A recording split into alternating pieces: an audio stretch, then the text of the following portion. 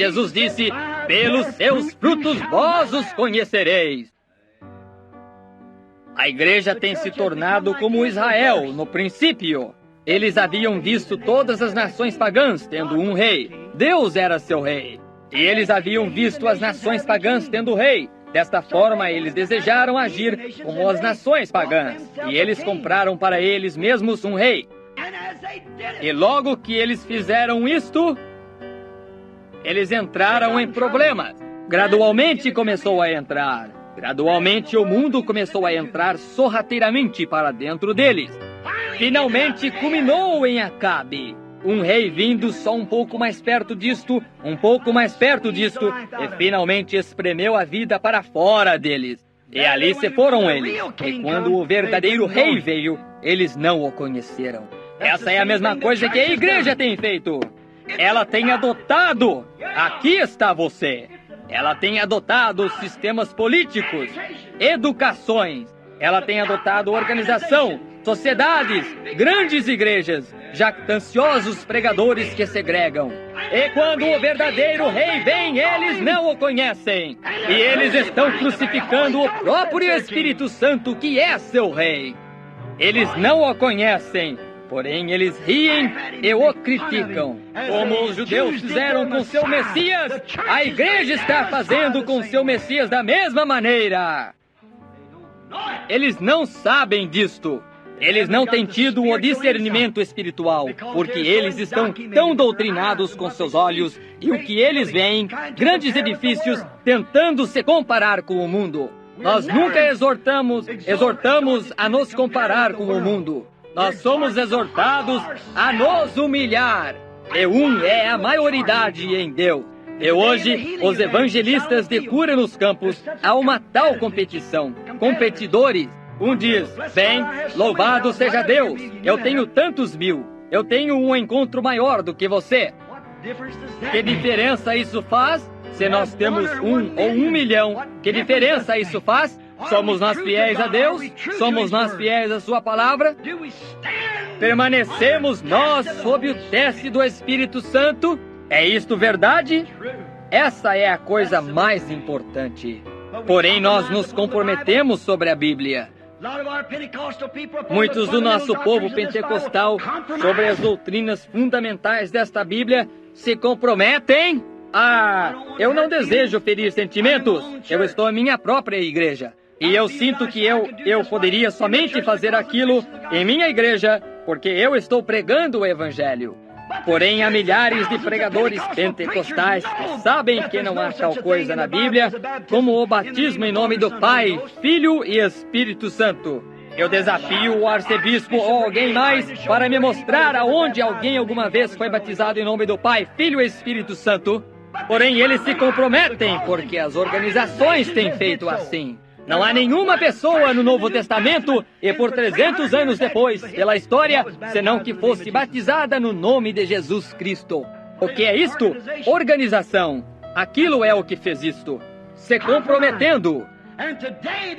E hoje eles têm tirado todos os obreiros da rua. Eles têm tirado o pandeiro fora da igreja. Eles têm tirado toda a glória fora da igreja. E tem pregação de seminários, aquela pregação crista de galo, toda polida em sociedade, e suas mulheres vestindo shorts e vestidos que colam ao corpo, e homens fumando cigarros e jogando e dizendo piadas sujas. Isso é uma desgraça na vista de Deus. Eu sei que isto é rude, porém é tempo de alguém dizer alguma coisa. Se comprometendo, consentindo, agindo como o mundo. Eu não me importo se eu tenho que permanecer sozinho, com ninguém a não ser somente com Deus. Eu pregarei a verdade da Bíblia de Deus e a defenderei. Se eu morrer ainda defenderei a verdade. Certamente, nós desejamos a verdade. Eu não serei medido de acordo com a igreja, porém, de acordo com a palavra de Deus, eu desejo ser medido. Porém, Dalila, você notou?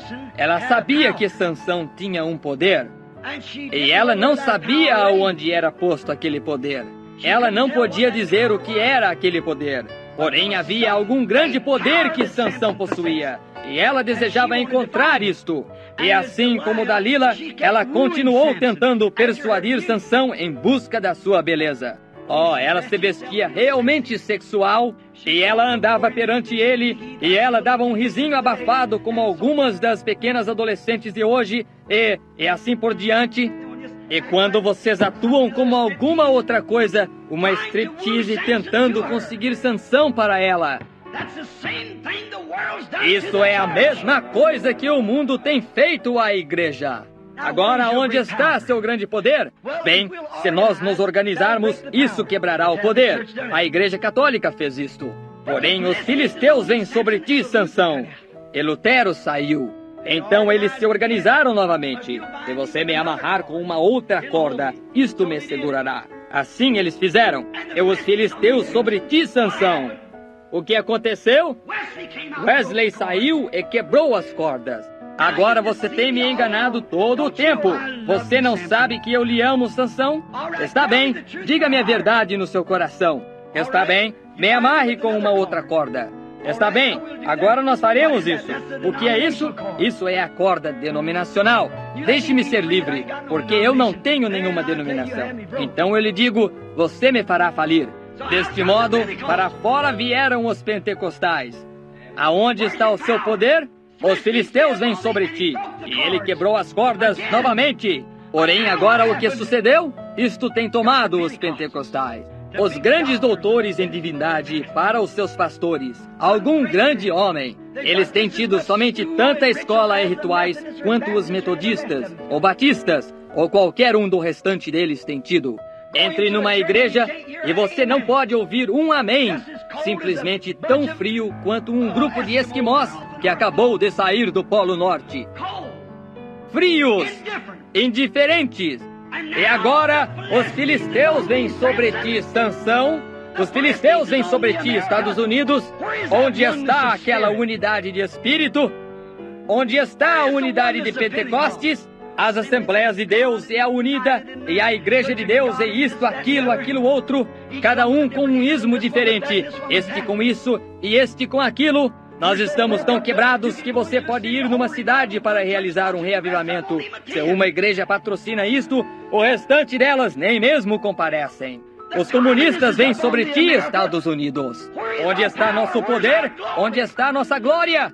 O que é isto? Porque nós fomos após a sabedoria do homem, ao invés do poder de Deus. Ora, eles têm tido nossos pregadores e coisas que estão tão formais e engomados, até que eles têm nos organizado ao ponto que nós ficamos tão engomados e de pescoço duro, até que as pessoas, você nem ouve mais um grito na igreja. Você nunca ouve ninguém clamar? O assento dos que choram está colocado no porão? Não há mais glória na igreja? Tudo o que nós fazemos é somente nos assentar sossegados, tão formais quanto nós possamos ser. Nós não estamos livres, nós estamos amarrados. O diabo, com seus demônios modernos, tem amarrado a igreja do Deus vivo. Correto. Não há mais poder na igreja? Não há mais liberdade? As pessoas estão tão engomadas e formais. Ora, Deus pode vir no meio do povo pentecostal e mostrar que Ele é Deus e provar seus sinais da sua ressurreição. Isto nem mesmo os estremece. Glória! Ora, isto é uma desgraça. Eu ando pelo país, Deus operando sinais, e as pessoas sentam e... Bem, eu suponho que aquilo está bem. Eu sei que isto pode ser feito. Isto não os move. Por quê? Eles estão acorrentados com Dalila, o mundo. Eles estão em grilhões. Agora eles até mesmo os têm colocado acorrentado numa confederação. Os filisteus vêm sobre ti, Sansão. O que você fará acerca disto? Nós temos tido grandes denominações, certamente. Nós temos tido o maior número de membros do que nós alguma vez tivemos. Porém, onde está o Espírito? Onde está o Espírito Santo? Isso é o que o diabo tem feito. tem procurado entrar para dentro da igreja. Continuou procurando entrar para dentro da igreja. Venha para cá. Eu lhe darei um grande e enorme tabernáculo aqui se você somente fizer isto. Se você tirar aquele pregador fanático que você tem e pegar um homem, um doutor em divindade, que tenha senso, nós construiremos uma igreja bela, enorme e clássica. E nós seremos como o restante deles. Que vergonha! Seria melhor ter um homem que não soubesse a diferença entre grão de café pela metade e feijão, porém fosse cheio com o Espírito Santo, que estivesse sem compromisso pelo poder de Deus. Porém, isto se tem tornado tão engomado, até que algum pobre santo possa romper no meio de um encontro e falar em línguas, ou gritar um pouquinho, ou fazer algo, e o restante deles darão uma olhadela e se admirarão. O que foi isso? Bem, me pergunto por quê. Deve ser um fanático que apareceu em algum lugar. Vocês sabem que essa é a verdade. Algum pobre santo dá um passo para dentro e fica suficiente feliz para levantar suas mãos e chorar e louvar ao Senhor. Alguém que gritará amém para a pregação do Evangelho, e o restante deles virarão para ver o que ele disse.